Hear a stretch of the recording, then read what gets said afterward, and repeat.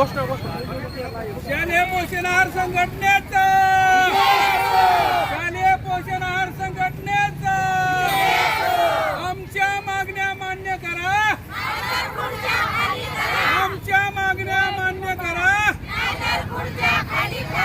आमच्या मागण्या हक्काच्या,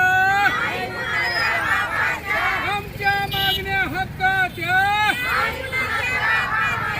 कोण म्हणता देत नाही,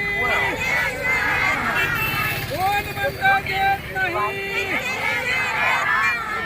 शालेय पोषण आहार संघटनेचा, शालेय पोषण आहार संघटनेचा भारत माता की, भारत माता की, छत्रपती शिवाजी महाराज की.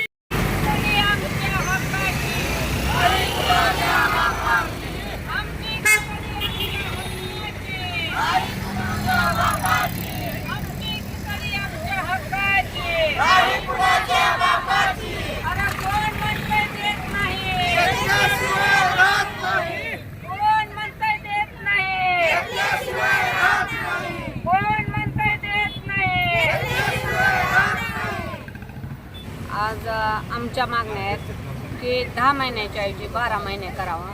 आम्हाला कमीत कमी 18,000 तर मानधन द्यावं. आम्हाला 50 पैसेपासून ते आज 83 रुपयापर्यंत शासन मानधन देतं.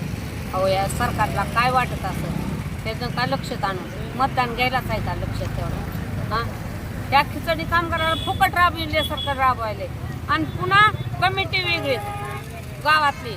कशाची कमिटी येणार, दाब देणार, हेडमास्तर येणार, दाब देणार. नवा सरपंच झाला त्याचं 6 महिने ताल. काय या खिचडी कामगाराचा वनवास लावला.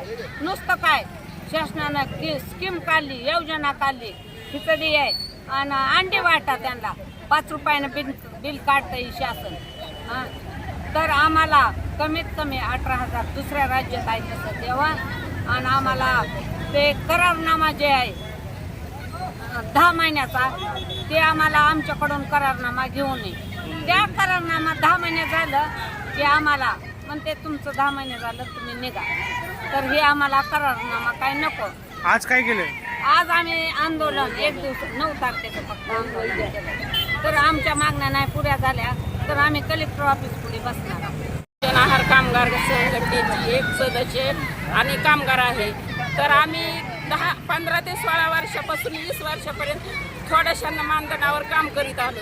पण ते आम्ही अशी अपेक्षा सरकारची केलेली आहे की आज ना उद्या सरकार आमचा विचार करेन का, म्हणून आम्ही देशाच्या बालकांची सेवा करतात. ही बालके दुष्टपुष्ट होऊन देशाला बलवान होण्यासाठी सरकार त्याची काळजी घेत आहे आणि त्याची आम्ही जबाबदारी घेऊन कामं करतो. पण त्याची गैरसोय होती आमची. आम्हाला हे वेतन द्यावं आणि आमच्या वेतनाचा विचार करावा सरकारने आणि आम्हाला आहे त्या मानाची किंमत, आमच्या कष्टाची किंमत सरकारने ओळखून आम्हाला वेतन द्यावं. तिने वेतनच मिळावं अशी सर्वांची घोषणा आहे. महाराष्ट्रातील ताज्या बातम्या पाहण्यासाठी आमच्या YouTube चॅनेलला सबस्क्राईब करा.